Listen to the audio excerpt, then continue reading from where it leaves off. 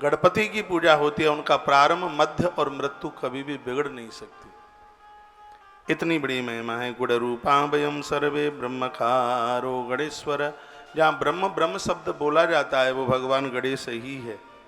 स्वानंदो यश लोकोद्भुवा भावा विवर्जिता। जीवन का परमानंद है, स्वयं का आनंद है। भगवान नारायण कहते हैं वो भगवान गणेश है। गणेश तत्व से बड़ा कोई तत्व नहीं है याज्ञवल्क्य।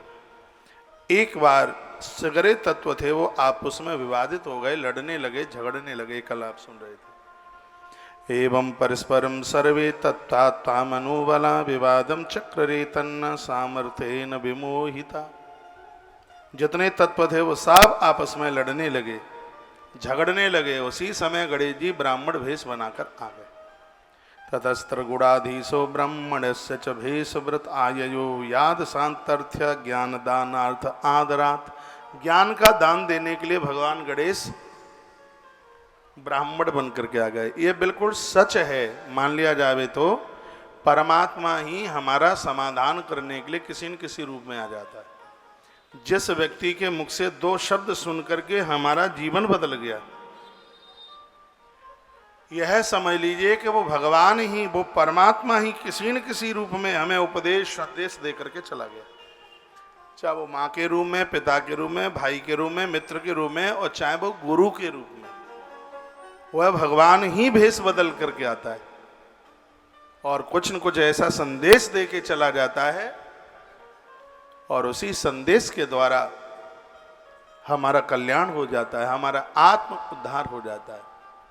भगवान गजानंद की लीला अद्भुत है। देखो टीवी में कितने बढ़िया लग रहे हैं, कितने सुंदर लग रहे हैं।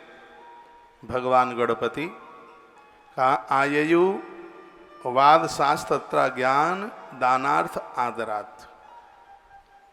ज्ञान देने के लिए मुस्कुराते हुए ब्राह्मण बन करके आ गए, ब्राह्मण बन करके आ गए। थोड़ा ब्राह्मण में बोलने की शक्ति ज्यादा होती है, शब्दों को सजाने की शक्ति ज्यादा होती है। व्यापार वैश्य का बेटा मिट्टी को उठा करके सोना बना देगा, ये जन्मजात उसके पास में गुण है। तो भगवान ने बड़ी कृपा करी है, उसकी वाणी में इतनी सरलता दी है, उसके शब्द सबसे अलग होते हैं। हाँ, सबसे मुलाकात नहीं करते, वो अलग होते हैं। तो भगवान गणपति ब्राह्मण बन करके आए।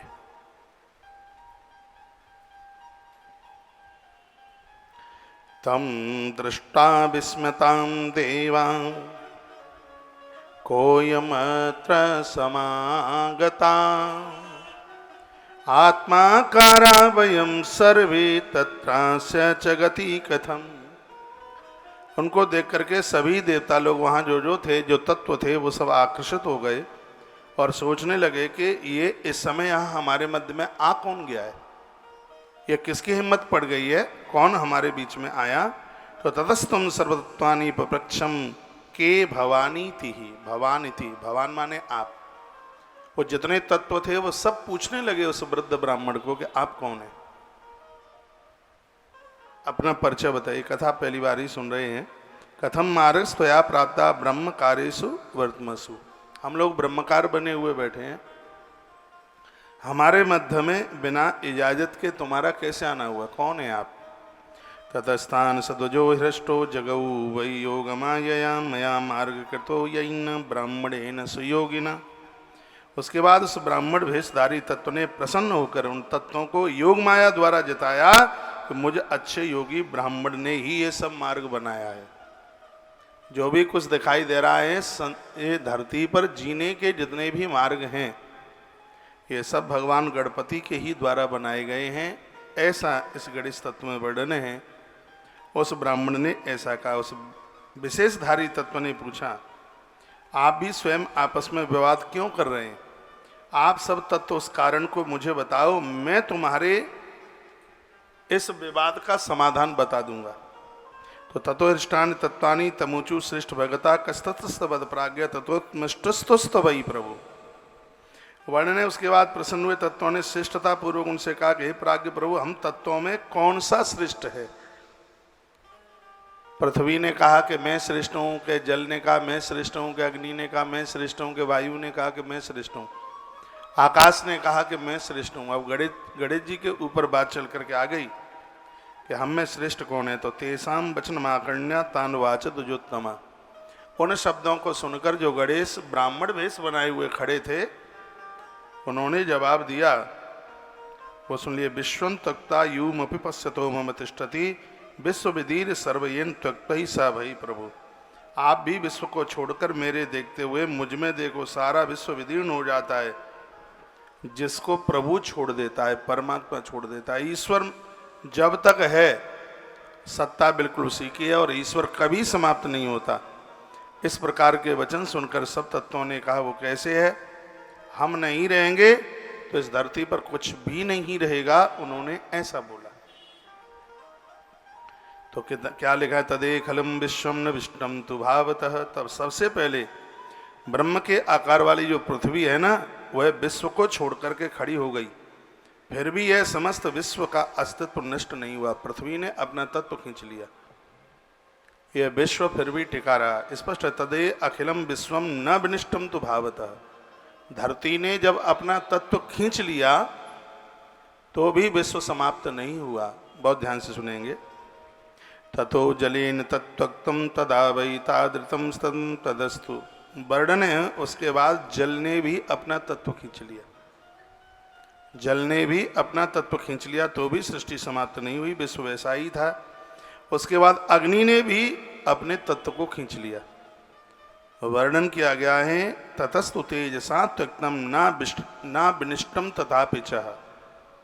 अग्नि ने भी अपने तत्व को खींच लिया। वो सोच रहे, अग्नि देवता ने सोचा मैं अपने तत्व को खींच लूंगा तो ये सब समाप्त हो जाएगी, धरती ये सब सृष्टि समाप्त हो जाएगी, लेकिन ऐसा कुछ हुआ नहीं। आकाशेन च संयुक्त तथा वै तादृशं बभूव। आकाश ने भी अपना तत्व खींच लिया। तन्मात्रा वितस्तस्तक तदा वै पूर्वद्वक बभूव। तन्मात्रा कहते हैं रूप रस शब्द स्पर्श और गंध। इन्होंने भी अपने तत्वों को, पांचों तत्वों को खींच लिया, लेकिन कोई फर्क नहीं पड़ा। तन्मात्रा विषयितानि भूतानि च महामुनि पश्चा विदूरतस्तुत्वा सुसुब्राणि च। उसके तत्पश्चात महाराज पांच महातत्व पृथ्वी जल अग्नि वायु और आकाश, इन सब ने अपना अपना तत्व खींच लिया। इतने पर भी कोई ऐसा फर्क नहीं पड़ा। क्या हुआ मूर्ति?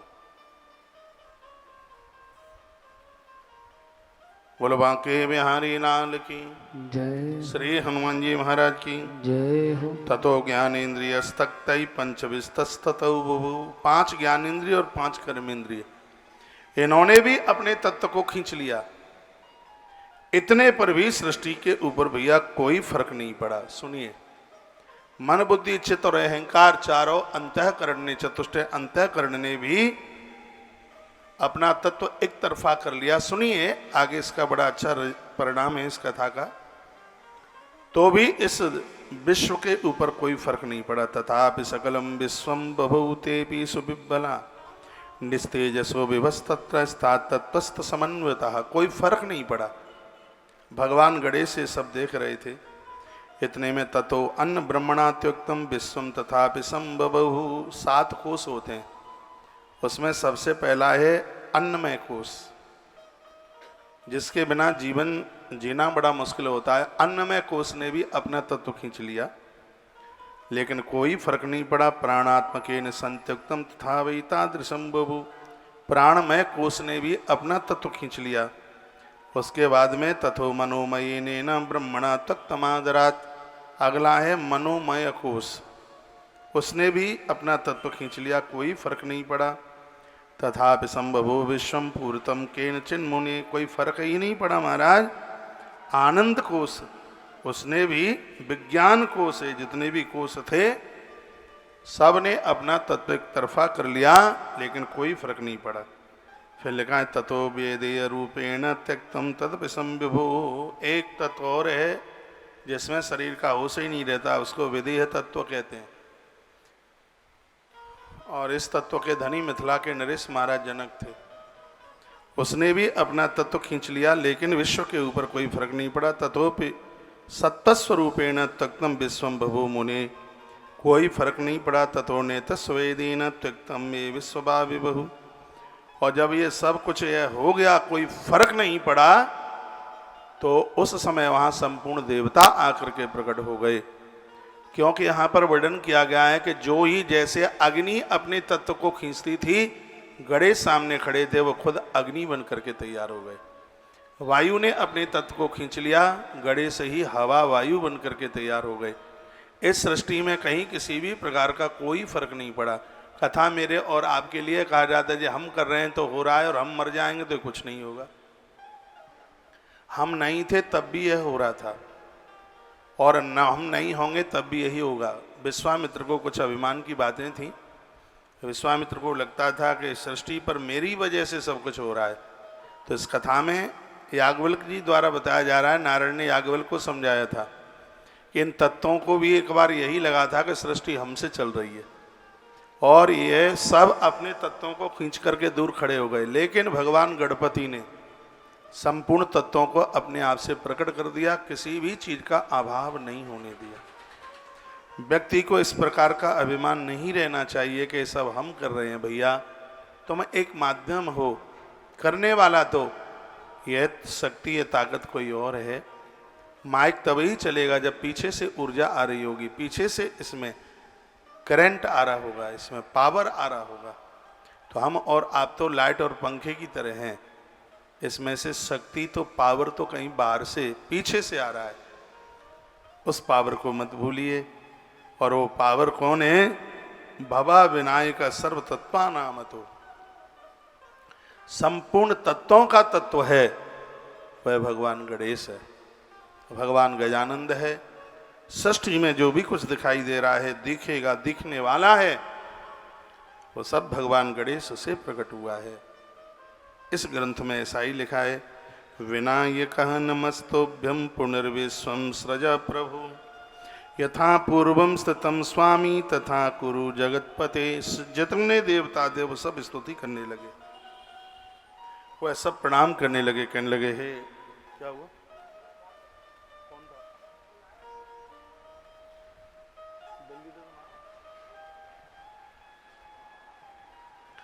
का भगवान सब कुछ करने वाले आप हैं।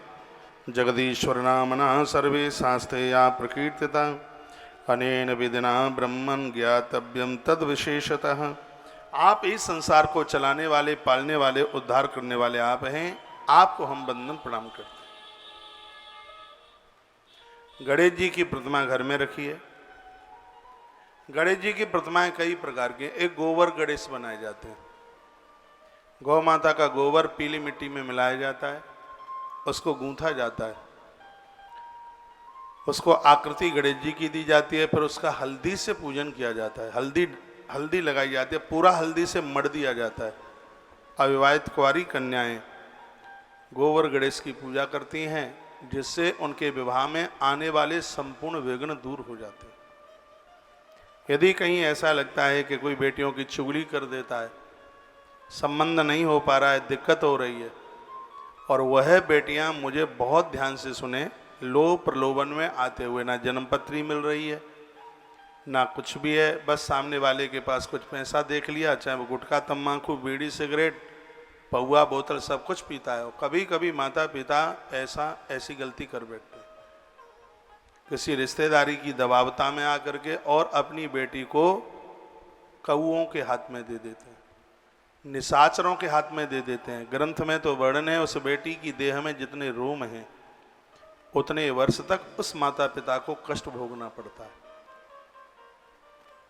मैं कन्याओं को, बेटियों को कहना चाहूँगा, ये मैंने कभी गणेश पुराण में भी ये बात सुनाई थी और आज गणेश तत्व में भी ये बात कह रहा हूँ कि गोबर गणेश बनाए जावे पीली मिट्टी में गैया का गोबर मिला करके, और फिर उसके ऊपर हल्दी का लेपन करके, और जैसे आप देवों की पूजा करते हैं, देवताओं की पूजा करते हैं, कन्या हर चतुर्थी को भगवान गणेश जी की पूजा करे और गणेश चौथ की कथा सुने, आनंद हो जाएगा। मेरा विद्यार्थी काल था और उस समय मैं अध्ययन कर रहा था, मुझे आज भी ध्यान है। मैंने गीता प्रेस के गणेश अंक में ये पढ़ा हुआ था कि भगवान गणेश की गणेश चतुर्थी की कथा सुनकर के संपूर्ण ग्रंथ कंठस्थ हो जाते हैं। बुद्धि इतनी परिपक्व हो जाती है कि बुद्धि एक बार जो ग्रहण कर लेती है उसको छोड़ती नहीं। और आप विश्वास करेंगे, बिल्कुल सत्य है। मैंने अपने विद्यार्थी काल में भगवान गजानंद की गणेश चौथ की कथा सुनी है। इतनी श्रद्धा रही है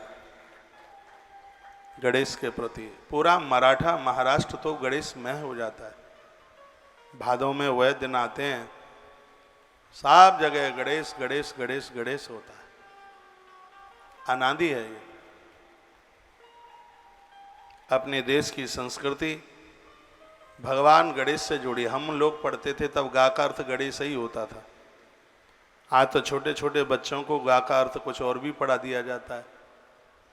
गा का अर्थ गणेश ही है, जो संपूर्ण जीव का मालिक है, जो देवताओं का भी देवता है। तुम देवों के देवा। देवता भी जिसकी पूजा आराधना करते हैं, साधना करते हैं, वो गणेश हैं। गणेश जी को दूर्वा अति प्रिय है, बहुत प्रिय है। गणेश को दूर्वा अति प्रिय है। अभी एक दिन मैं दूर्वा उत्पत्ति की बात भी आपको बोलूंगा। यह भी निवेदन करूंगा कि गणेश को दूर्वा इतनी प्रिय क्यों है। एक बार जयकारा लगाइए, बोले गजानंद भगवान की जय हो। बस गणेश जी को तो एक ही चीज प्रिय नहीं है, बस गणेश को तुलसी पत्र प्रिय नहीं है। गणेश को तुलसी न चढ़ाया करे। भोग में चढ़ सकती है, लेकिन गणेश के ऊपर तुलसी नहीं चढ़ाई जाती, क्योंकि वृंदा को गणेश ने श्राप दे रखा है। वो कथा गणेश पुराण में आती है। एक बार भगवान तीर्थ यात्रा के लिए निकले थे। गणेश जी ने संपूर्ण तीर्थ यात्रा करी। ऐसा प्रमाण मिलता है जहां जहां आज भी यह विशेष भगवान गणेश जी की प्रतिमाएं मिलती हैं, जहां जहां गणेश जी ने अपनी तीर्थ यात्रा में विराम लिया, और वहीं वो गणेश प्रतिमाएं आज दिव्य रूप से स्फुरित हो गई हैं। एक रणथंबोर गणेश हैं, यहाँ भगवान गजानंद इस जगह पर रणथंबोर में भगवान गणेश ने 30 दिन विश्राम किया। पूरा महीना भर उन्होंने विश्राम किया। एक एक दिन, 3 दिन तो यहाँ वृंदावन में मोटे गणेश हैं वृंदावन में। एक दिन बिहारी जी के अक्षय तृतीया को दर्शन करने को गए थे, वहाँ से कुछ रिकॉर्डिंग करके लेके आए। भैया प्रवीण भैया देखना, बड़े अद्भुत हैं। ऐसा बताते हैं कि भगवान बांके बिहारी जी भी उनकी आरती में सम्मिलित होते हैं। बिहारी जी के रास्ते में ही पड़ते हैं मोटे गणेश, बहुत अद्भुत हैं। उज्जैन में चिंतामढ़ गणेश है। मुंबई में सिद्धि विनायक हैं। जयपुर में शायद मोती डूंगरी है। देश में बहुत जगह भगवान श्री गजानंद की गणेश जी की प्रतिमाएं मिलती हैं। भगवान गणेश कनेर के फूल का रस निकाल करके उससे नहलाया जाए, इससे बड़े राजी होते हैं। कनेर का फूल आता है, पीला होता है, उसका रस निकाल करके जल में मिला करके और भगवान गणेश को उससे स्नान कराया जाए, नहलाया जाए, बड़े राजी होते हैं, उसमें बहुत खुश होते हैं। तो गणेश जी देश की परिक्रमा में निकले हुए थे।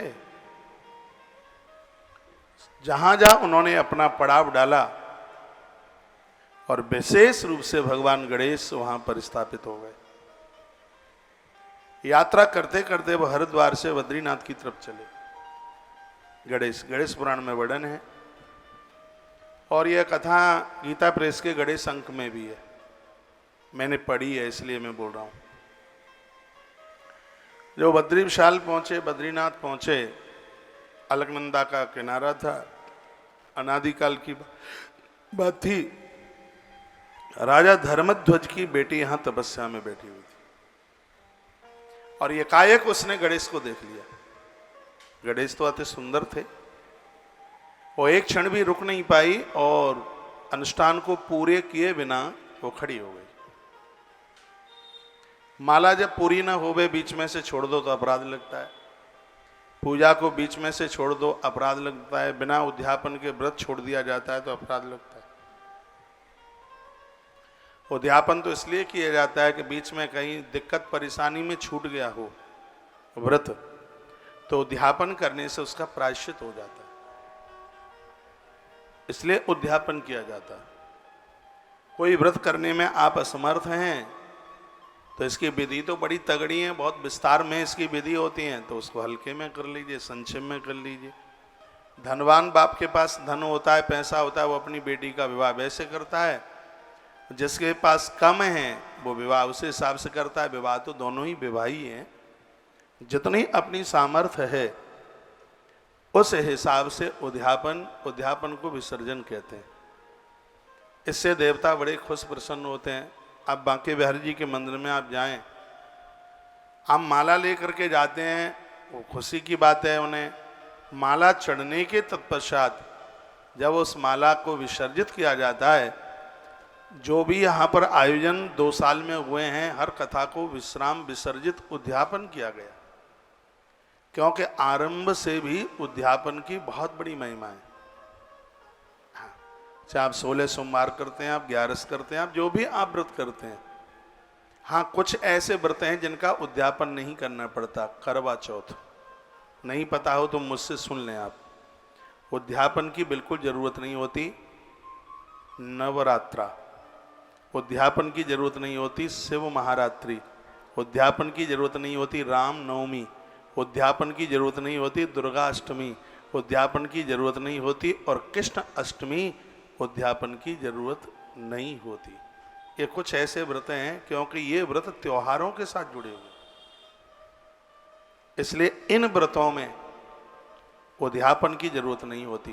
किस किस में जरूरत होती है? शुक्रवार का व्रत संतोषी माँ का आप करते हैं, उसमें उद्यापन की जरूरत है। वैभव लक्ष्मी, उसमें उद्यापन की जरूरत है। सोमवार, मंगलवार, पूर्णमासी का व्रत, एकादशी का व्रत, गणेश चतुर्थी का व्रत, प्रदोष का व्रत, ये ऐसे व्रत हैं जिनमें उद्यापन की आवश्यकता होती है। हाँ, तो बहुत एक विस्तार पूर्वक नहीं कर सकते हैं तो संक्षेप में करें, उसका विधान है। संक्षेप में भी है विधान उसका। हाँ, तो उस हिसाब से कर लें, लेकिन उसको करें। बातें आपकी समझ में आ रही हैं? एक बार जयकारा लगाइए श्री हनुमान जी महाराज की जय, गजानंद भगवान की जय हो। जय जय श्री राधे, जय श्री जय जय। श्री राधे श्याम। ये इंद्रियां बड़ी भड़काऊ हैं। कभी कभी तो ऐसा होता है कि बहुत बड़े तपस्वी लोगों की भी, चाहे स्त्री और पुरुष, इंद्रियां काबू में नहीं हो पाती। गणेश जी का सुंदर रूप इस देवी ने देखा और मन में सोचा कि मेरी यात्रा सफल हो गई, मेरी तपस्या सफल हो गई, मुझे मेरे लिए मेरा वर मिल गया। और वृंदा, तुमने ही तो अपनी तरफ से सोच लिया है। सोच तो उसने भी लिया था, वो रावण की बहन भी तो सोच रही थी कि मुझे मेरा वर मिल गया। तुमने तो स्वीकार कर लिया, लेकिन राम स्वीकार कर लें तब तो है।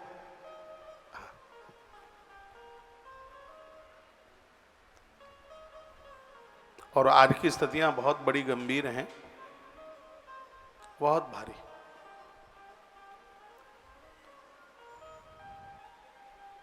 हाँ, आप मुझे पूछ रहे हैं गुरुवार के व्रत में भी उद्यापन होता है? होता है, गुरुवार के व्रत में भी उद्यापन होता है।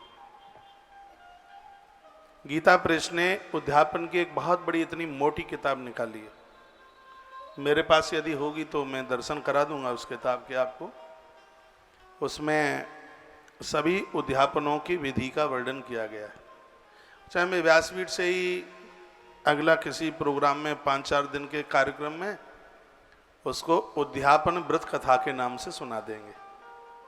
हाँ, जो जो आप व्रत करते हैं उनका कैसे कैसे उद्यापन होता है और उन व्रतों की क्या महिमा है अपने आप में। जब इतना सुना रहे हैं तो 5-4 दिन का एक वो भी कार्यक्रम रख लेंगे, सुनेंगे फिर आप उसे।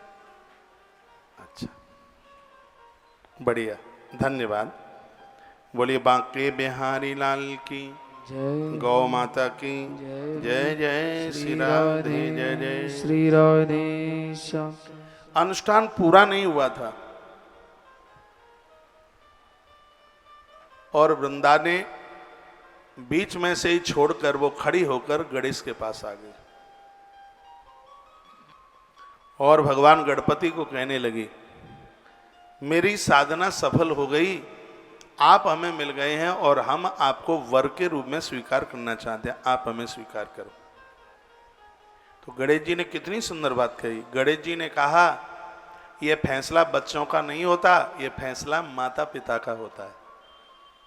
वृंदा से भगवान गणेश बोले, तुम जो मुझे बोल रही हो ना विवाह के लिए, मैं शिवनंदन हूं, मैं महादेव का पुत्र हूं, मेरी मां भवानी है और ये अधिकार मेरे माता पिता के लिए है कि किसके संग हमारा विवाह होना है। इसलिए हम राजी नहीं है तुम्हारी बात से बिल्कुल भी। तुम कैसे बाप की बेटी हो, तुम्हारी हिम्मत कैसे पड़ गई हमसे इतना बोलने के लिए। गणेश बोले, गणेश मुझे बड़े मलूक लगते हैं, मैंने गणेश को बहुत पढ़ा है, गणेश जी की कथाएं पढ़ी हैं, गणेश चतुर्थी की कथाएं पढ़ी हैं, गणेश पुराण पढ़ा, मुदगल पुराण पढ़ा, गणेश अथर्व शीर्ष पूरा पढ़ा, पता नहीं कितनी बार पढ़ा गणेश अथर्व शीर्ष। गणेश तो अद्भुत देव है इस धरा का। गणेश की लीला महिमा पढ़ करके आंखें भर आती हैं। एक जगह तो मुदगल पुराण में तो ये लिखा है कि स्वयं भगवान गणेश ही इस मृत्यु लोक में भगवान कृष्ण के रूप में उन्होंने अवतार लिया। वर्णन है, मुदगल पुराण सुनाया था पिछले समय में, उसमें लिखा था कि स्वयं गणेश ही धरती पर कृष्ण बनकर के अवतरित हुए। तो गजानंद को तो बड़ा बुरा लगा कि जब वो कहने लगी कि मैंने तो वर चुन लिया, आपसे बढ़िया कोई नहीं होगा, आप हमें स्वीकार करो। गणेश जी ने कहा, कभी नहीं, ऐसा कभी भी नहीं होगा। माताएं बहुत प्रसन्न होती हैं, इनको क्रोध भी बहुत जल्दी आ जाता है। आपा खुद हैं हाल, इतना क्रोध आ गया, ए ब्रह्मचारी सान, मेरे साथ तो विवाह नहीं करेगा तो मैं तुझे श्राप देती हूं, तेरे एक नहीं तेरे दो दो विवाह होंगे, मेरा श्राप है। इसलिए तो गणेश जी के 2 विवाह हुए थे। गणेश जी ने भी श्राप दे दिया कि मेरा श्राप है तेरे लिए, भले ही तूने इस बद्रीनाथ क्षेत्र में तप किया है, तुझे पति के रूप में देवता नहीं, तुझे पति के रूप में राक्षस मिलेगा, मेरा श्राप है तेरे लिए। तुलसी को श्राप दे दिया, वृंदा को श्राप दे दिया। इसलिए तो वृंदा को वो राक्षस मिला था पति के रूप में, शंखचूड़ जिसका नाम था। शिव महापुराण में कथा आती है शंखचूड़। श्रीदामा नाम का एक गोप समझ लें आप, जिसको भगवती राधा रानी का भ्राता बताया गया, कृष्ण का मित्र बताया गया उसे, उसका नाम था श्रीदामा। एक बार गोलोक में राधा रानी और श्रीदामा का झगड़ा हो गया, दोनों में लड़ाई हो गई और दोनों ने दोनों को श्राप दे दिया। एक ने कहा तेरी वृत्ति निशाचरों जैसी है, जा राक्षस हो जा। उसने कहा कि मैं भी तुझे श्राप देता हूं कि कृष्ण की तू वियोगिनी बनी रहे, कृष्ण से तू दूर हो जाए, उसने श्राप दे दी। दोनों का आगमन धरती पर हुआ, गोलोक से परमात्मा कृष्ण भी धरती पर चल के आए और वो श्रीदामा शंखचूड़ बन गया, शंखचूड़ बना हुआ है।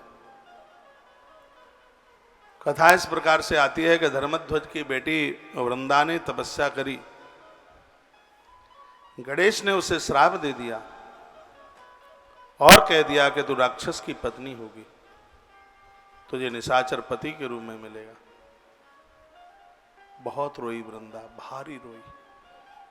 उसने भगवान गणपति के चरण पकड़ लिए, कहा प्रभु गलती मुझसे हो गई, मेरा कल्याण कीजिए, मेरा कल्याण करें।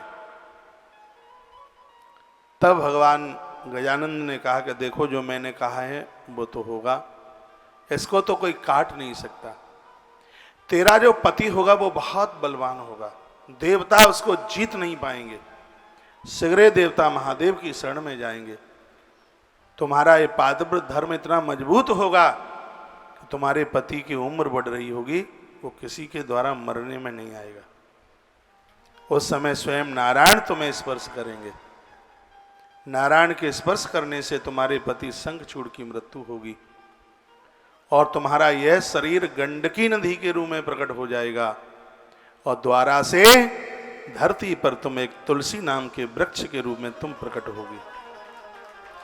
नारायण की तुम आह्लादमनी दिव्य शक्ति मानी जाओगी। नारायण की पूजा नहीं होगी तुम्हारे बिना। नारायण को तुम इतनी प्रिय होगी, जब तक शालिराम भगवान को तुलसी ना चढ़े तब तक वो पूजा को पूरा ही नहीं मानेंगे। नारायण के ऊपर तुम चढ़ाई जाओगी। तुमने अपराध किया है तो अपराध का कुछ दंड तो तुम्हें मिलना ही चाहिए। सूर्य मेरे सामने है और मैं बोले देता हूं तुम्हें, सूर्य की साक्षी में मैं तुम्हें बोलता हूं, यदि किसी ने तुमको मेरे ऊपर तुलसी की पत्ती को मेरे ऊपर चढ़ा दिया तो उसके जीवन में घोर गरीबी चल के आएगी। मैं उसके घर में दरिद्रता छोड़ दूंगा और उस घर की संपदा को नष्ट कर दूंगा, जो जानबूझ करके तुम तुलसी को जो मेरे ऊपर चढ़ाएंगे। गणेश जी बोलते हैं का सूर्य की सानिध्यता में तुमने अपराध किया है, इसलिए मैं यह भी श्राप देता हूं, सूर्यदेव का दिन रविवार है, रविवार के दिन तुमको कोई छुएगा भी नहीं। आज भी रविवार के दिन तुलसी तोड़ी नहीं जाती है। यहां तक के लोग बहुत इस बात का परहेज करते हैं। ये सब भगवान गणेश का ही तो अभिशाप था। भगवान गजानंद परम अद्भुत संयमी हैं और इनका नाम लेने से सभी काम बन जाते हैं। श्रीमन महागणाधिपतये नमः। देव अर्चन में और देव पूजन में सबसे पहले यदि कोई नाम लिया जाता है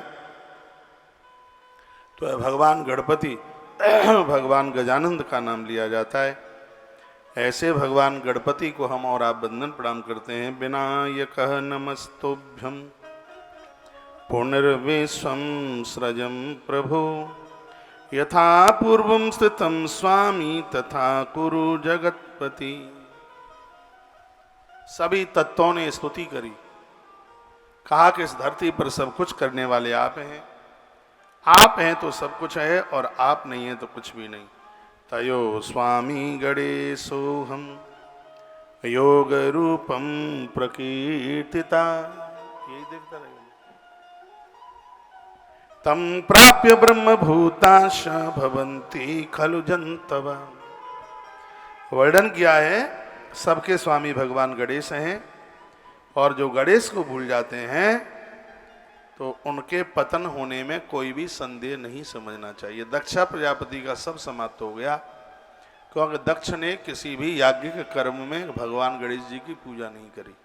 फिर वहां मुदगल ने जाकर के मुदगल पुराण की कथा सुनाई थी राजा दक्ष को। मुदगल पुराण के श्रोता बने थे दक्ष और महात्मा मुदगल, ये पीछे आप सुन चुके हैं, महात्मा मुदगल उस कथा के वक्ता थे और वो कथा उन्होंने सुनाई थी। कहा था तुम्हारे कार्य में इसलिए विघ्न चल के आया क्योंकि तुमने भगवान गणपति का, भगवान गजानंद का अपराध किया, अपमान किया।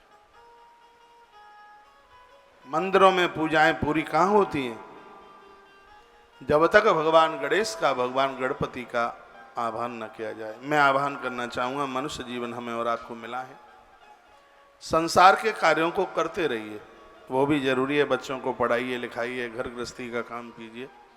जितनी भी बहनें माताएं मुझे सुन पा रही हैं, 2 साल पूरी हो गई हैं, कथा को 3रा वर्ष चल रहा है, तो इसका मतलब ये नहीं है कि आप सब घर गृहस्थी के कामों को आप बंद कर दें। समय पर भोजन बनाइए, बच्चों का लालन पालन कीजिए, पति का ध्यान रखिए, वृद्ध सास ससुर का भी ध्यान रखिए, कथाएं भी सुनते रहिए और समय से घर के कार्यों को भी निपटाते रहिए। ये नहीं कौशिक महाराज की कथा सुनी है, हमसे बात मत करो साहब, ये तो सब ऐसे ही झमेला है, यह सब हमें कुछ नहीं करना है।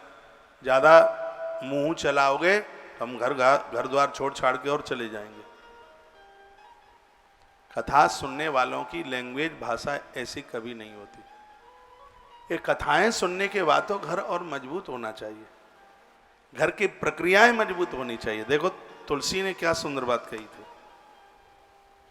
क्या कहते थे, देह धरे कर, यहां कोई नहीं है ना, में से एक भी नहीं है, पर भी नहीं, ये देखिए,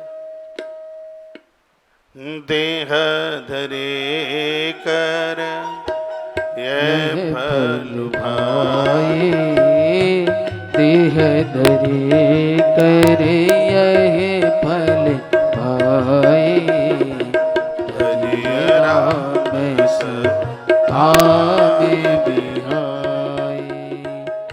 देह धरे कर यह फल भाई, भजिय राम सबे काम बिहाई।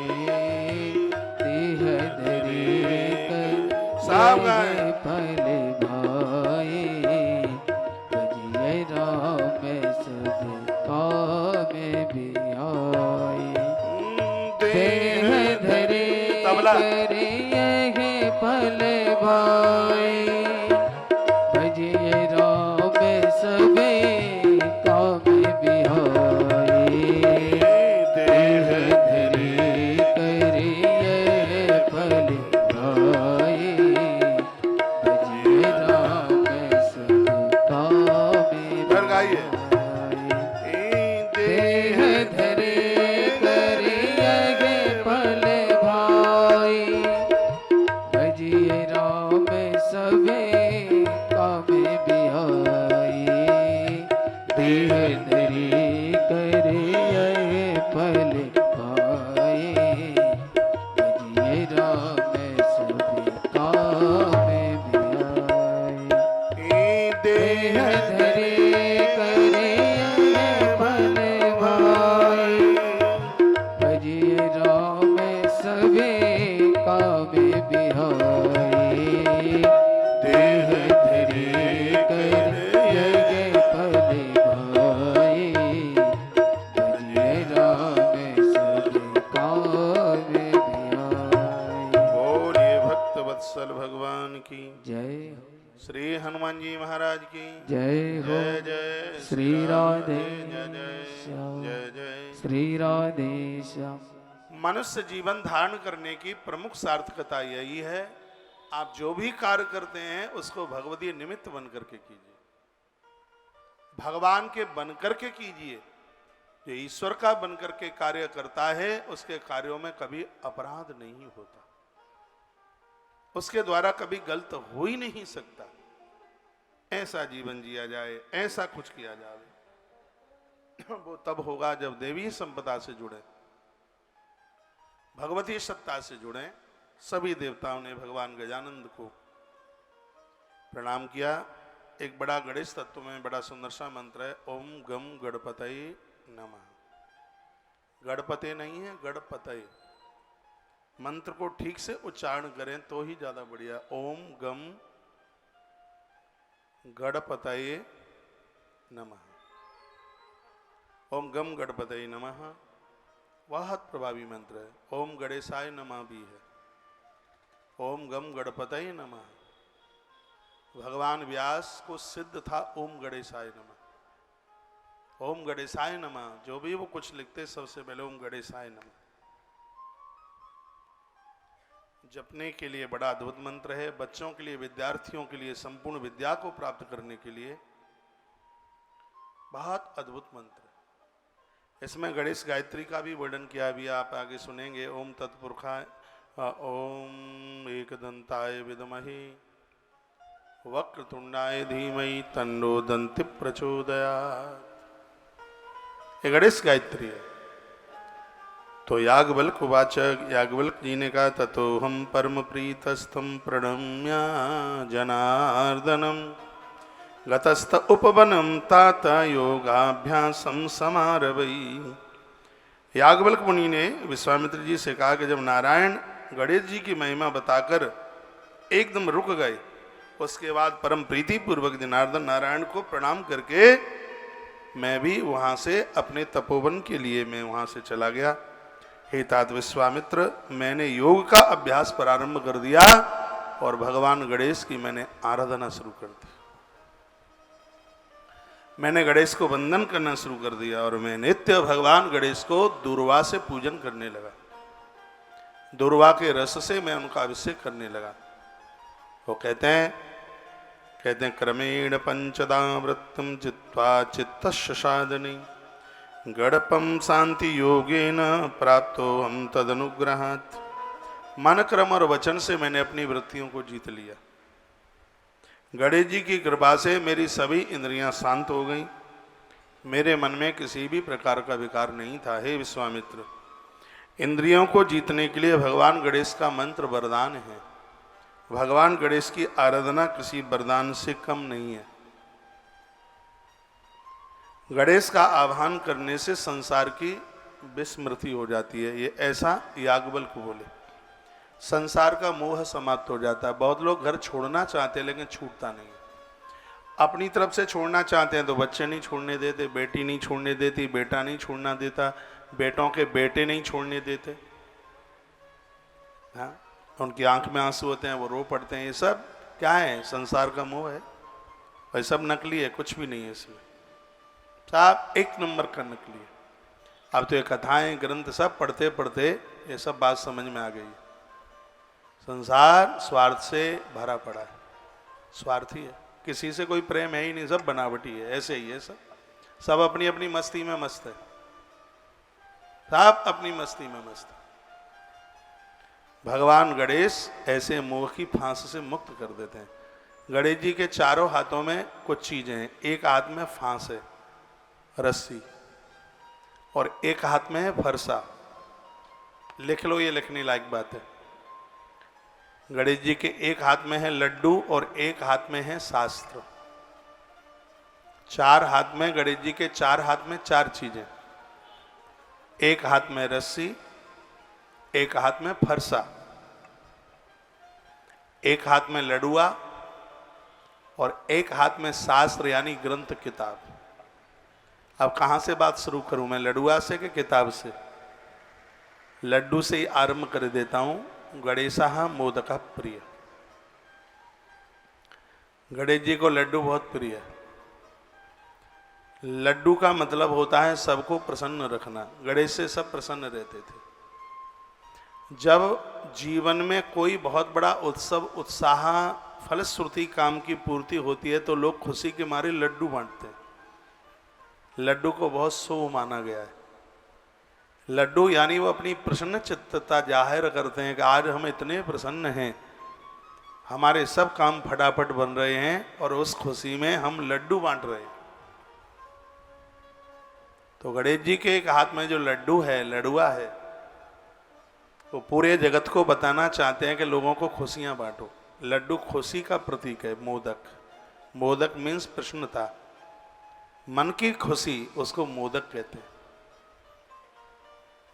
तो गणेश ने एक हाथ में लड्डू ले रखा है। वो कहते हैं मैं हमेशा खुश रहता हूं। वो कहते हैं मैं खुश रहता हूं, लोगों को खुश रखता हूं, मेरे चेहरे पर कभी सुकड़ापन नहीं होती। आपके पर तो बहुत होती है, भले ही गणेश जी की आप पूजा करते हैं। गणेश जी हर समय अति प्रसन्न रहते हैं और वो अति प्रसन्न रहते हैं, इसलिए उनका नाम है सुमुख। किसी भी देवता का नाम सुमुख नहीं है। गणेश जी का नाम है सुमुख, सुंदर मुख। और जिनके मुंह लटके रहते हैं, क्रोध जिनके मोहड़े पर है, वो मुंह सुंदर नहीं लगते, मुख वही सुंदर लगते हैं, वो अति प्रसन्न दिखाई देते हैं। तो गणेश जी के हाथ का जो लडुआ है, लड्डू है, वो ये कहता है कि गणेश सदैव प्रसन्न रहते हैं। कोई मान अपमान जो भी कुछ कर दे, वो अपनी प्रसन्नता को अपने आप से दूर नहीं जाने देते। तो भैया फिर तुम क्यों जाने देते हो? तुम प्रसन्न क्यों नहीं रहते?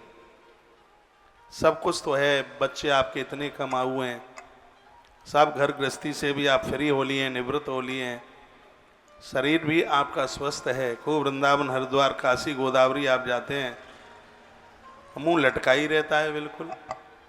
हाँ, लंबी तोरई की तरह। ऐसा क्यों है? मुस्कुराना सीखिए। अभी मैं पिछले दिनों में कहीं कथा कह रहा था, एक श्रीमान जी मुझे बोलते हैं, आप इतने प्रसन्न क्यों रहते हैं? मैंने कहा कि मेरे हाथ में लड्डू आए इसलिए। मैंने गणेश का लड्डू पढ़ा है। गणेश जी के हाथ का लड्डू अति प्रसन्न रहने को कहता है। वो कहते हैं कि जो मेरा पुजारी है, जैसे मेरे हाथ में लड्डू, मैं लड्डू को दूर नहीं होने देता, तुम भी अपनी जिंदगी से अपनी प्रसन्नता को दूर मत होने देना। गणेश का ये वाक्य है। गणेश कहते हैं प्रियाणाम त्वा प्रिय पति गुंग। प्रियाणाम त्वा, सबका प्रिय करते हैं वो, सबको प्रिय रखते हैं और सबको स्नेह बरसाते हैं। मेरी कथा में रस बरसाओ, आओ आओ गजानन आओ। तो मुझे विश्वास है कि इस कथा को सुनकर के आप प्रसन्न रहेंगे। पैसा है, आता जाता रहेगा, काम सब बनेगा, वो चिंता न करना। परमात्मा भूखा नहीं सुलाएगा। बस इतना है, जो एक साल में आप 5-7 साड़ियाँ बदलते हैं, थोड़ा उनकी गिनती कम हो जाएगी, इतना तो हो सकता है। आनंद में कहीं कोई कमी नहीं रहेगी। गणेश की कृपा से भगवान गजानंद, पूजा में सबसे पहले गणेश को ही क्यों पूजा जाता है? गणेश जी को इसलिए पूजा जाता है कि मेरी आराधना, मेरे कार्य में, मेरे पूजा में कहीं किसी भी प्रकार का विघ्न न चल करके आए। और इनको डिपार्टमेंट इनको दिया गया है, ये विघ्न हरता है। ये विघ्नों को आने नहीं देते हैं। और जीवन में कभी अभाव ना आवेगा तो मन तो अपने आप ही गदगद रहेगा, खुश रहेगा। तो आपके बच्चों की शादी में विघ्न न आवे, आपके बच्चों की नौकरी में विघ्न न आवे, अच्छा जीवन जीने में कोई किसी भी प्रकार की रुकावट ना आवे, तो आज से ही भगवान गणेश को स्वीकार कर लें। यहाँ से बहुत भक्तों के यहाँ गणेश जी की बड़ी सुंदर सुंदर प्रतिमाएं भेजी, मेरे पास भी रखी है। बड़ी सुंदर सुंदर प्रतिमाएं। मैंने खुद ऑर्डर पर, मैं खुद गया था, साल हो गया है पूरा, और मैंने लगभग 60-70 प्रतिमाओं में से इन गणेश जी को, यूँ तो सब गणेश अच्छे ही हैं, लेकिन फिर भी कुछ छवियाँ ज़्यादा मनमोहक होती हैं, और वह प्रसाद रूप में आपके घर तक भगवान गणेश पहुँचाए गए। कल मैं कोई मैसेज पढ़ रहा था कि महाराज जी हमारे पास में गणेश जी तो पहुँच गए, लेकिन गणेश पुराण नहीं पहुँचा। क्या करूं, इस समय पुस्तकालय में जहाँ छपता है वहाँ भी नहीं है, प्रेस भी अभी छापा नहीं है। हम ही उसको 1000 किताबों का ऑर्डर देंगे तो एक बार गणेश पुराण फिर छपवा करके वो प्रसाद रूप में आपको भेज दिया जाएगा। तब तक आप इंतजार कर लें, तब तक आप प्रतीक्षा कर लें। देखो आश्रम ने बहुत प्रसाद बांटा है। 4 आयुध इतने कमाल के, मुझे दिखाना, इतने गजब के कि बाजार में ढूंढने से ना मिले। शंख, चक्र, गदा और पद्म, चारों आयुध ऑर्डर के द्वारा बनवाए गए। कई महीनों में उन्होंने वो बना करके दिए। जिन जिन के घर में वो पहुंच रहे हैं, इतने आशीर्वाद दे रहे हैं। देखो हम तो अपने सनातन धर्म को बढ़ाने में लगे हैं, ये सब अपने अपने धर्म को बढ़ा रहे हैं, तो हम क्या कोई मोथरे थोड़ी हो गए हैं? हमारी कोई धार मुड़ थोड़ी गई है? हाँ, तो हम भी लगे हैं अपने अपने कामों में। अपने घर को इतना अभिभूत बनाइए, आनंद कर दीजिए। कल मेरे पास में जम्मू से कोई भाई बैठे हुए थे, मैं रात्रि को 8:30 बजे उनके साथ गौशाला में था, और उनका बहुत बड़ा काम है स्टडी का। हिंदुस्तान का सबसे बड़ा सब्सक्राइब उन्हीं के पास में है, 12 करोड़ सब्सक्राइब है उनके पास। तो वो मेरे पास बैठे थे, वो बोलते हैं हमारे दादाजी महाराज जी आपको बहुत ज़्यादा सुनते हैं। उन्होंने कहा है कि वृंदावन जाओ तो उनसे मिलकर के जरूर आना। तो मेरी उनसे मुलाकात हुई, वो अपना चैनल भी दिखा रहे थे और एक बहुत बड़ा सहयोग भी करके गए हैं। यहाँ पर वह पहुँचे। काफ़ी चीज़ें गौशाला वगैरह में उन्होंने सब देखी। हम युवा, देखो मुझे इस बात का आनंद है कि हमारी कथा में सबसे ज़्यादा युवा सुनता है, और युवा सुनेगा, जवान बच्चे सुनेंगे तो निश्चित रूप से परिवर्तन होगा। ये देखिए, ये गदा है। नारायण कवच का एक अनुष्ठान किया था हमने अपने जन्मदिन पर आप भक्तों की तरफ से, तो तब ये चारों आयुध प्रसाद रूप में उनके यहाँ भेजे जा रहे हैं। सब ये धातुओं के बने हुए हैं। ये देखो, ये कौमुदी गदा है भगवान की।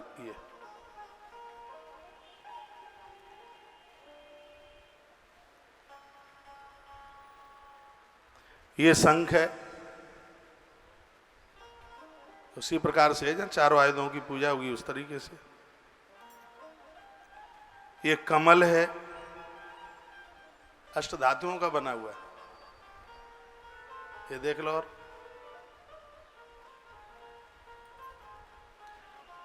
और ये है चक्र। तुलसी वन आश्रम की सेवाएं देखो, टैंकर आ गया, ट्रैक्टर डाल के पानी का भंडारा बाहर दरवाजे पर चल रहा है। हाँ? अब गाड़ियां तंदुरुस्त हो रही हैं, क्योंकि अब वो तारीख, वो तिथि आ रही है। कौन सी तारीख? हाँ, 21 तारीख को। 21 तारीख को जो सड़कों पर भंडारा चालू जो किया था, एक दिव्य रसोई अन्नपूर्णा मैया की तैयार की गई थी। उसको 1 वर्ष, यूं तो पूरा कोरोना काल निकल गया, लेकिन एक भंडारे का एक विस्तारक किया गया था, उसको 21 तारीख को पूरा वर्ष पूरा हो जाएगा। आइए, उसका तो खाता बिल्कुल खाली फूली सा ही पड़ा था, इसलिए आश्रम में ही चल रहा था भंडारा। आश्रम में तो एक दिन के लिए भी रुका ही नहीं। यहाँ जो लोग रुके हैं उनको पता ही है। सड़कों पर बंद था अभी तक, क्योंकि कार्तिक नहाओ चाहे माँ, वो बिना पैसा के वो नहीं ब्याह। और हम वही टीवी पर आपको दिखाते हैं जो आश्रम जिस सेवा को कर रहा है। यदि सड़कों पर भंडारा गाड़ियों से नहीं चल रहा था तो आपको 2-3 महीने से बिल्कुल कोई भी वीडियो गाड़ी की आपको टीवी पर नहीं दिखाई। नहीं तो आप बता सकते हैं दिखाई हो तो। लगभग ये आप समझ लीजिए, रामेश्वरम से ही आप समझ लें, क्योंकि सही यही है, हमारे पास भंडारे के खजाने का 1 रुपया भी नहीं रहा था। बिल्कुल था ही नहीं, क्यों सहयोग राशि इतनी कम रखी गई थी, वो तो सब हो गया था। और यहाँ की एक विशेषता है, जो पैसा आपने जिस कार्य के लिए दिया है वो पैसा उसी कार्य में लगता है। तो ये सब व्यवस्थाएं चल रही हैं। अब पैसा नहीं था तो हमने बाहर से उसको बंद करके यहीं से चला रहे थे। और अब आपने साल पूरा होने को आ रहा है, अब आपने 2400 रुपये को दूसरे वर्ष में अब बदलना शुरू कर दिया है। अब आपने जमा करना शुरू कर दिया है तो हमने भी गाड़ियों को पुख्ता करना शुरू कर दिया है। आज सब गाड़ियों की सर्विस हो रही है। तो परसों है पूर्णमासी सोमवार को। सोमवार को बहुत काम होने के लिए जा रहे हैं। एक तो सड़क वाला गाड़ियों का भंडारा सोमवार को पूर्णमासी को वो शुरू हो रहा है। सोमवार के दिन मैं बटेश्वर जा रहा हूँ। उस क्षेत्र में 5-4 वाटर कूलर लगाने हैं जो कल खरीद लिए गए हैं। मैं कल खुद मथुरा में था, तो ये लगाने हैं। गर्मी का टाइम है, पानी की बड़ी ज़रूरत है बहुत। अभी मैं जिस क्षेत्र से आया हूँ वहाँ भी मैं बोल के आया हूँ कि व्यवस्था एक बटेश्वरनाथ भगवान के दरबार में भी कूलर लगेगा। और 16 तारीख को ही सोमवार भी है, उस दिन भगवान बटेश्वर नाथ के दरबार में घंटों की बहुत बड़ी महिमा है। प्रवीण भैया, इसमें कुछ फोटो पड़े हैं 5-4 दिन के पहले के। पूरे दुनिया के किसी भी मंदिर में इतना घंटा नहीं चढ़ाया जाता जितना कि बटेश्वर नाथ के दरबार में चढ़ाया जाता है। स्वयंभू देवता है। तो मैं वहाँ भी महादेव को, हाँ ये देखो, मैं महादेव को बोल के आया हूँ। यहाँ 101 मंदिर हैं यहाँ पे, ये देखो 101 मंदिर है महादेव के। तो हम वहाँ बोल करके आए, सगरे मंदिरों में 1-1 घंटा आकर के चढ़ा देंगे पूर्णमासी को। ये आप देख रहे हैं स्वयंभू हैं भगवान, ये प्रभु परमात्मा बड़े अद्भुत हैं। और घंटों से तो बड़ी मनौतियां पूरी हो जाती हैं। ये देखो, यमुना के पावन किनारे पर 101 मंदिर भगवान शंकर के बने हैं। पूरी दुनिया का इकलौता ही मंदिर है अकेला। 101 मंदिर महादेव के ही है। ये आप देख रहे हैं, ये उत्तर प्रदेश का तीर्थ है। शिव महापुराण में इसकी महिमा गाई गई है। यहाँ पर वाटर कूलर लगेंगे, जितनी जरूरत होगी उतनी लगेंगे। हम तो इनके भगत हैं, बहुत इनके प्रति श्रद्धा है। तो मैंने वहां से कहा था कि जिस दिन मैं अनाउंस घंटों के लिए कर दूं तो आप चूकना मत। बड़ा घंटा तो इतना महंगा हो गया है, 5,500-6 हज़ार रुपये का आ रहा है बड़ा घंटा। इतना बड़ा घंटा चढ़ाएं। हमने गौशाला में लगाए थे तभी 3,600 रुपये का एक था, लेकिन अब वो तो आ रहा है 5,400-5,400 रुपये का। धातु इतनी महंगी हो गई है तो वो तो हो नहीं पाएगा।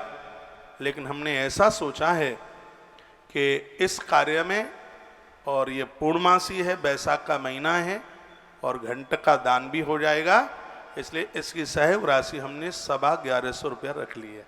5,500 तो बहुत ज़्यादा हो जाएगा, तो थोड़ा थोड़ा सहयोग हो करके इसमें मत चूकना। एक तो यमुना का किनारा है, पूरी दुनिया का इकलौता ये स्थान है जहाँ महादेव ने यमुना को उल्टा बा दिया। इस जगह की इतनी बड़ी महिमा, यदि डॉक्टर ने ये कह दिया हो, चेकअप में ये कह दिया हो कि गर्भ में बेटी है और वंश वृद्धि के लिए बेटा चाहिए, तो ये महादेव इतना पुख्ता है, पेट में पलने वाली बेटी को बेटा बना देता है। इतनी बड़ी महिमा, और ऐसा हुआ है। ऐसा इतनी बड़ी महिमा बटेश्वर नाथ की है। कभी आप जाइएगा उधर, कभी हम शिव पुराण सुनाएंगे यहाँ से आपको बहुत जल्दी। मैंने बहुत कथा, मैंने पहली गणेश पुराण की कथा यहीं की थी इनके दरबार में। मैं 2006 में बाहर गया था, 8-7 कंट्रियों में गया था मैं बाहर मुझे अच्छा लगता नहीं है, बढ़िया लगता नहीं है। तो उससे पहले मैं गणेश पुराण की कथा यहाँ कर रहा था और मैं भगवान महादेव को बोल के आया था कि प्रभु मैं जा रहा हूँ, प्रदेश की धरती पर जा रहा हूँ, मेरा धर्म सुरक्षित रहे, मैं अपने भारत की संस्कृति का विस्तार करूँ, लो और मेरा मन वहाँ रम ना जाए, प्रभु मुझे जल्दी से मेरे देश बुला लेना। मैं भगवान बटेश्वर नाथ को ऐसा बोल के गया। बड़ा अद्भुत देवता है।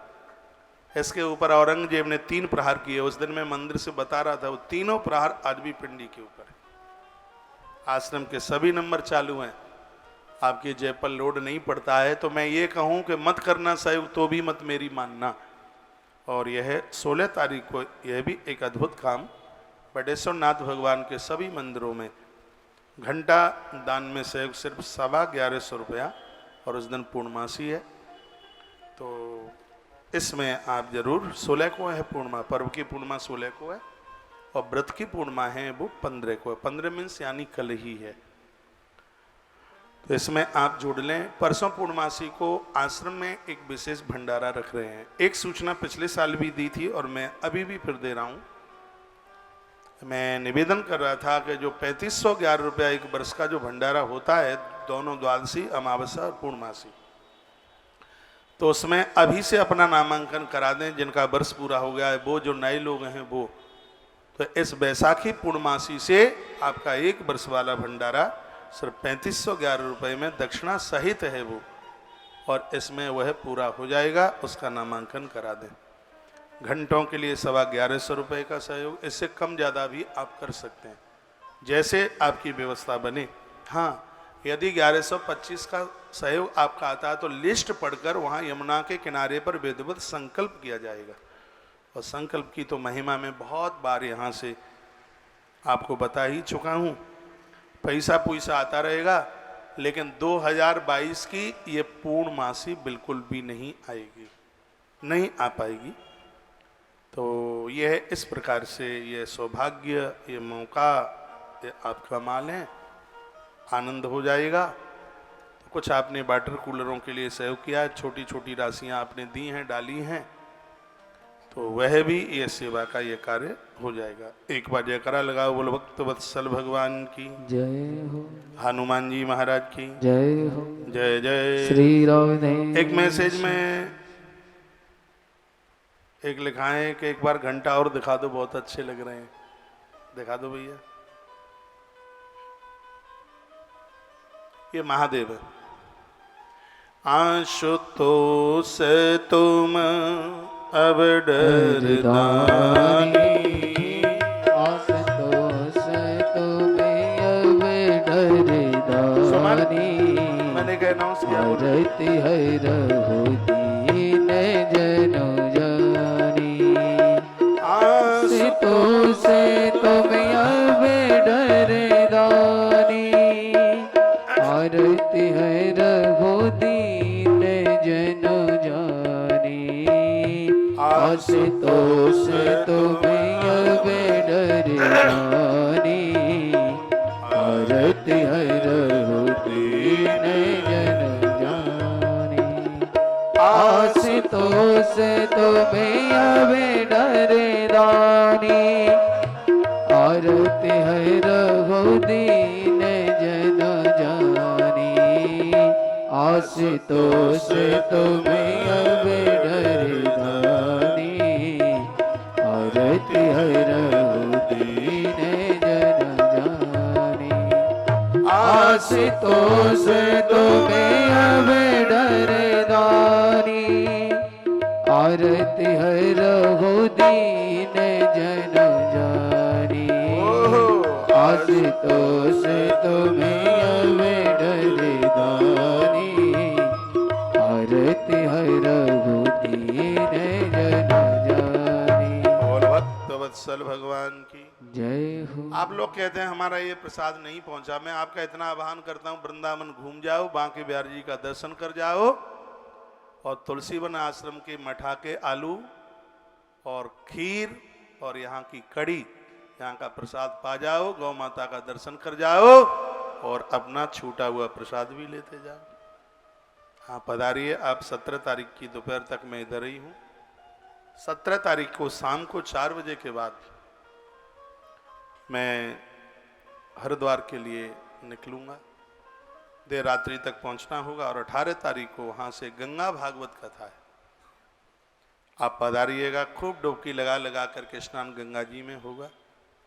गंगा का तो हजारों किलोमीटर दूर से ही सिर्फ नाम ही ले लिया जावे तो आनंद हो जाता है। और हम 7 दिन गंगा माँ की गोद में ही रहेंगे। भागवत की कथा वह भागवत जो गंगा के घाट पर ही नारद जी ने संत कुमारों के मुख से सुनी थी। तो ऐसी जगह पर एक गंगा भागवत का आयोजन होने वाला है। आप समय निकाल करके जरूर पधारिए। बच्चों की छुट्टियां भी हो गई होंगी, नहीं हो गई होंगी तो 2-4 दिन में हो जाएंगी। भले आप एक दिन के लिए आए। आइए, वहाँ गुरु दीक्षा का भी कार्यक्रम है। काफ़ी भक्तों के मैसेज वगैरह आए हैं। वहाँ पर यह भी कार्यक्रम है, गुरु दीक्षा वाला भी प्रोग्राम है वहाँ पर। तो यह ललिताश्रम में, खड़खड़ी रोड ललिताश्रम, यहाँ पर यह आयोजन होने के लिए जा रहा है, जिसमें 108 विद्वान ब्राह्मण श्रीमद् भागवत जी का सस्वर मूल पाठ करेंगे। तो उसमें भी आप सौभाग्य कमा लें। पोथी के लिए सार्वजनिक पोथी की व्यवस्था है। गंगा अर्चन पोथी शायद उसमें सार्वजनिक पोथी गंगा अर्चन के साथ में भी उसमें जजमान बनाए जा रहे हैं। किसी न किसी प्रकार से इस अनुष्ठानों में जुड़कर अपने जीवन को कृतकृत कर लें, आनंदोत्मग्न कर लें। जब तक रहेगी जिंदगी फुर्सत न होगी काम से, कुछ समय ऐसा निकालो प्रीत कर लो आराम से। आप गणेश जी के लिए बोल रहे हैं, मैं कहूँगा आप गणेश जी मंगाइए मत। मैं यहाँ से अनाउंस कर रहा हूँ, आज तारीख हो गई है, कितनी है? 14 तारीख से लेकर आज से लेकर के आगे तक अन्नपूर्णा के अक्षयवृति भंडारे में जितना भी 2400 रुपये का सहयोग मिलेगा, उनके लिए गणेश जी प्रसाद रूप में आश्रम से जाएंगे। पिछले साल भले ही कुछ भी गया हो 2400 रुपये में, लेकिन ताली बजाना मत, आपको नज़र लग जाएगी। तो यहाँ से भगवान गणेश और यहाँ प्रसाद रूप में मिलेंगे। और ये तो एक ऐसी व्यवस्था है, इतनी कम सहयोग राशि है, यह है कि इसमें आप अपने नाम से, अपने पियर वालों के नाम से, अपनी ससुराल वालों के नाम से, एक एक घर में से 3-3 लोग इसमें सहयोग कर सकते हैं। और मैंने महाभारत में पढ़ा है, जीवन में बहुत दान है, लेकिन भूखे को भोजन करा देना ये दान नहीं है, ये महादान है। ये धृतराष्ट्र की पत्नी माता गांधारी ने ये बात कही है। जब उसके बच्चे मौत को प्राप्त हो चुके थे, इतनी भूखी थी बच्चों के मरे शरीर के ऊपर चढ़ती हुई बेरिया के फल खाने के लिए इसने अपने हाथ आगे के लिए बढ़ाए। उस समय बेरिया के पेड़ में से कृष्ण प्रकट हो गए थे। उन्होंने कहा था, बुआ जब मैं थाली लेके आया था तब तो तूने भोजन नहीं किया। तब वो रो पड़ी, कहने लगी, गोविंद बच्चों की मृत्यु का बड़ा दुख है, लेकिन जीवन का सबसे बड़ा यदि कोई कष्ट है कि आंतें बिलबिला रही हों, कुछ पेट में ना पहुंचा हो। मुझे तो लगता है कृष्ण संपूर्ण तीर्थ यात्रा बिना करे उन लोगों को प्राप्त हो जाती होगी जो भूखे को भोजन करा देते होंगे। यह चैप्टर मैंने 1997 में पढ़ा था, मुझे तो आज भी ध्यान है। 97 में पढ़ा था, मैं खटखट आश्रम में रहता था डल्ला चुंगी पर, तब पढ़ा था ये महाभारत में। तब से लेकर के आज तक इतनी अपार श्रद्धा है।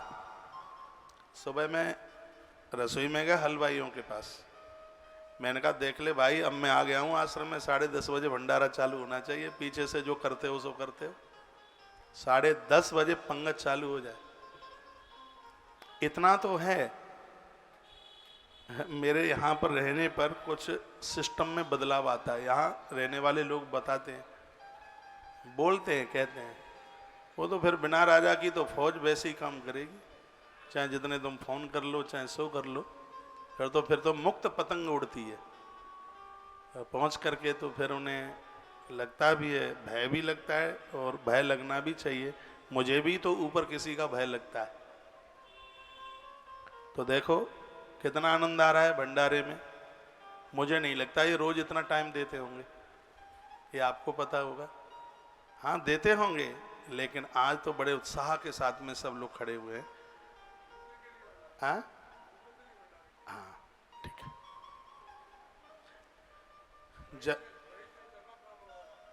बिल्कुल, बहुत बढ़िया। अभी 1:30 बजे तक कथा चलेगी, टाइम हो तो रुकिएगा। भोजन प्रसाद पीछे पंगत चालू है, प्रसाद ले लें। यहाँ का तो प्रसाद है, रोटियों की कमी कहीं किसी के पास नहीं है। आश्रमों में प्रसाद मिलता है। गीता कहती है प्रसादम सर्व दुखानाम, प्रसाद तो दुखों का हरण करता है। एक बार जयकारा लगाइए, बोले बांके बिहारी लाल की जय हो, श्री हनुमान जी महाराज की जय जय श्री राधे श्री राधेश्याम। आज से पहले तक जिन्होंने 2400 रुपये की सहयोग राशि दे करके अन्नपूर्णा भंडारी में सहयोग किया है, उनको कोई न कोई प्रसाद यहाँ से जरूर गया होगा। लेकिन मैंने आज ये 14 तारीख को अनाउंस किया है। गणेश तत्व की कथा चल रही है और इसमें सहयोग भंडारी में सहयोग करने वाले भक्तों के लिए इसमें भगवान गणेश जी की अद्भुत प्रतिमा, जो कि अष्ट धातु की है, अष्ट की होगी या 5 धातु की होगी, लेकिन है धातु की है, तो वह प्रतिमा आपके घर तक बाई पोस्ट द्वारा पहुंचेगी। और भले ही आपके घर में गणेश पहले से हैं, यहाँ के भी आश्रम के भी गणेश को आप पूजिएगा। एक से अनेक गजानंद की पूजा आप अपने घर में आप कर सकते हैं। आप नीचे ही बैठिए, अभी कथा चल रही है, अभी मत आइए। नहीं,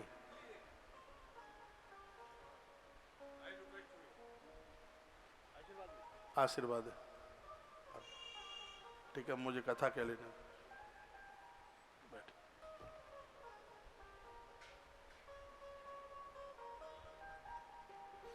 बोल भक्त वत्सल भगवान की जय हो, श्री हनुमान जी महाराज की जय हो, जय जय श्री राधे जय श्री राधेश्याम।